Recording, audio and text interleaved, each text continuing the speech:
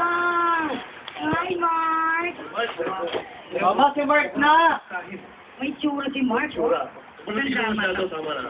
Eh, kasi loso ka naman. Siyempre. Oo naman, pinira na ako makita ng ganito eh, no? Oo.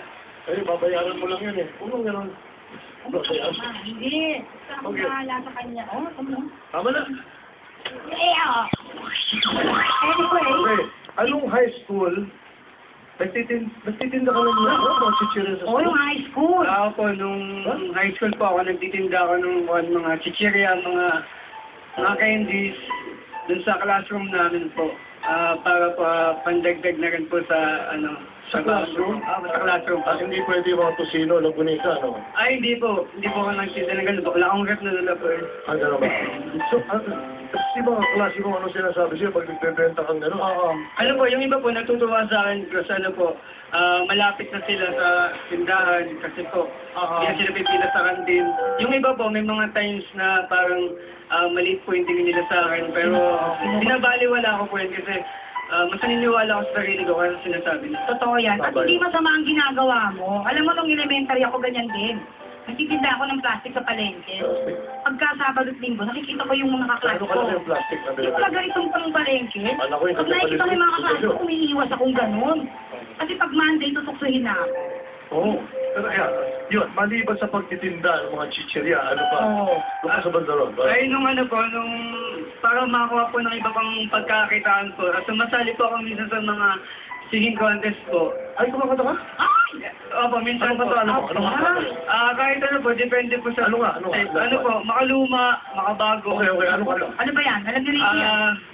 Gusto ko po sanang kantayin yung Ano yan? bukas pa.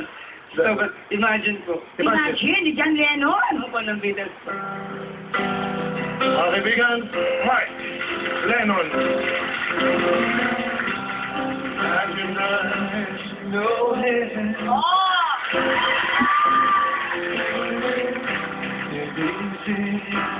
If you cross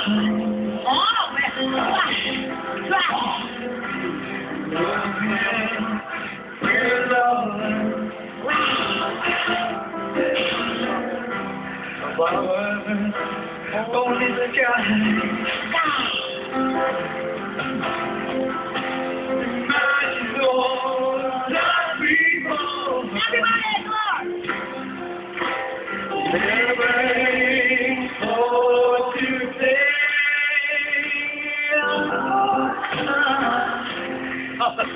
Parang pwede, pero Ang galing! Alam mo, magaling ka kumanta pero may advice lang ako, ha? Ano? Huwag kang pikit ng budget. Baka pagdilat mo, ikaw na naman sika rito. Ha? Sabi. Okay. Ito pala, graduation day mo, high school, namatay yung tatay. Ano pinangako mo sa tatay mo? Ano po, nung graduation day po, buhay pa po siya nung umalis ako sa bahay namin. Tapos nung umalis po ako, sabi ko sa tatay ko yun na, iuwi ko po sa kanya yung isang pangarap na akong bahala sa mga kapatid ko, sa nanay ko. Tapos, yun nga, dumating ako, akala ko may party kasi ang daming tao, ang daming ilaw, ganyan. Yung pala, nakaiga na yung tatay ko sa may kama lang namin, yung patay na pala siya. Tapos, hindi muna ako umiyak sa tatay ko kasi parang feeling ko, ganun talaga mangyayari sa buhay. Lahat pare-parehas naman mamatay po. Mas inalala ko po kasi yung nanay ko kasi, lagi po siyang inahayod sa mga ganung mga pangyayari. Kaya, siya muna yung mas inalala ko kaysa po sa papa ko din. Kasi sinabi ko na lang sa nanay ko na ganun talaga mangyayari talaga. Kasi nung before pa, mag-baccalaureate mass kami, parang may nagsabi na po ng father na may ganun ang pangyayari na yung anak daw po, pagdating niya ng sa bahay nila, patay na daw po yun. Parang na po yung tatay. Kaya po kailangan sabi ko na, mas pinaglubutan ko po ng pansin niya na yung pagkamatay niya po ay hindi po isang malagi na pangyayari or parang mas lalo ko maging down, mas humugot po ako din ng lakas, parang masabi ko sa sarili ko na kailangan ko magsimula ng bagong buhay po ulit na parang mas kailangan ako po yung tatayo po. Para sa sarili ko at sa pamilya ko. Ngayong Ang bait na bata, ikaw ba panganay? Di ba ako po yung bunso, ako lang po yung nakapag-college po sa amin. Ano ba? Halimbawa, ngayong college ka na. Alam ko, ikaw nagsusupport sa sarili mo, di ba? Apo. Paano kung magkaroon ng may magkagusto sa'yo? Iiwanan mo ba ang pamilya mo dahil sa puso mo? Yun ang pag-usapan na po namin ng nanay ko yun kasi open lang po sa nanay ko eh. Ayun nga po, sabi sa akin, sinasabi ko sa nanay ko na hanggat hindi ako ready sa isang bagay o sa isang sitwasyon, bago ako mag-jump to sa panibagong relasyon sa buhay ko, kailangan masettle ko muna yung una kong pamilya, yung sarili kong pamilya, bago yung sarili ko pong kaligayahan po. Yan ang tunay na. Hanga-hanga naman po si Mark. Mark, matanong lang, ano ba ang hanap buhay mo sa ngayon? Nagtatrabaho po ako sa At sa isang, sa sa hospital po, Oo. as service staff po sa canteen nagkakahapo ako. Tapos sa dietary unit po, nagbibigay ng mga pagkain sa pasyente po. Wow. Yan. Alam mo, palapakan natin itong sipa. Napakagaling mo, Mark. Ituloy mo lang yan. May isa pa kasabihan, ano? Yun as what, you plant good seeds every day so you can harvest good fruits in the future. Yun ang dating doon. Nakalan lagi na meron, ha? Okay, Ano naman message mo sa nanay. sa nanay mo? Ma, pagaling ka dyan. Alam ko kung may sakit ka ngayon. Kasi tita ko po yung kasama ko ngayon eh. Halika, tawagin natin, Mami Nika. Tita, halika tita. Halika, halika. Ayan Wow, pala si happy tita Mother's eh. Day. Si tita. Tita Annabelle, ay guys, si Tita Annabelle ay. Tita Annabelle! Ganda yung style ng sapatos mo, dito. Ay, ito day. Ayan po. Si Tita Annabelle. Tita, Annabelle. Ayun po, Napakabait ang anak ninyo. Pamangkin. Super bait. Madiskarte pa yan sa buhay.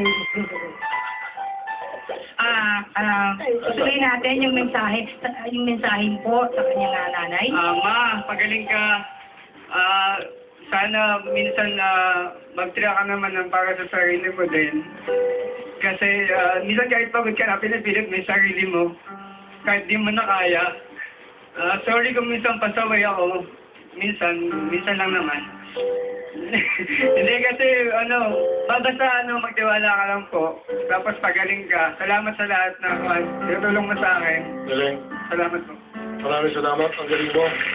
Alam mo, ako, Pogi, Oo, Tita, kung ito ka sakali man, na siyempre, sinabi mo nga na nung nawala ang tatay mo, hindi ka nawala ng pagkasa, doon ka humugot ng lakas ng loob. Ngayon, ano naman ang masasabi mo halimbawa, tatay mo ngayon, meron ka bang gusto sabihin sa kanya kung sakaling bubuhay pa siya? Lagi mo lang babatiin kami nila mama. Alam ko naman na namimiss ko na yung kantahan natin kasi lagi kami nagbibideo ka dati. Alam ko masaya ka sa mga nangyayari ngayon sa buhay namin. Lagi-lagi mo lang tatandaan pa na hindi ka namin makakalimutan. Mahal na mahal ka namin po. may tatanong. May tatanong ako sa tita mo. Anong klase yung pamangkin si Mike dito? Anong klase siya? Pag nasa bahay. Pinakamabait po yan sa mga pamangkin ko doon. Una ay napaka-diskarte po niya kahit na wala na talagang gumagawa siya ng paraan para makapag-aral siya. Wow. Ang galing mo. Okay. Last question na rin. Isang question na Sige, lang. ma. Anong klaseng naman pong highlight ang ginamit? Sige na. Pero, ako, Pogi, sakaling ako ay Pa-highlight? hindi na tayo magkasama, pupunta na lang ako doon sa babaeng, ang daming alahas, nakita mo? Siya na lang ako at mamahaling ba yun? Ano ka ba? Sa akin bumibili yan. Mas marami ako. Sige na. Bigay ulit. Mike, 5,000 pesos sa'yo. Yan yung regalo namin. Maraming salamat. Sana tularan ka ng maraming kabataan. At haharanahin ka ng isa ring magaling mag-alaga ng napakaraming minamahal. Marco Sidron. Okay ka sa akin. Nobody, nobody, nobody knows the pain. Nobody, no heartbreak, no fun, no pain. Can stop me from believing that my love will pull me through. things to you.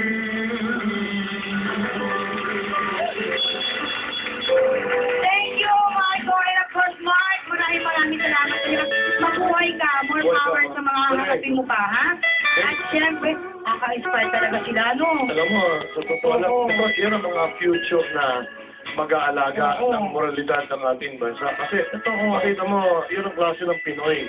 Makita mo ngayon pa lang, nagsisikap ka, di ba? Correct. Kaya ako, para nagsisikap ako para sa, in the future natin dalawa. Sakaling tayo ay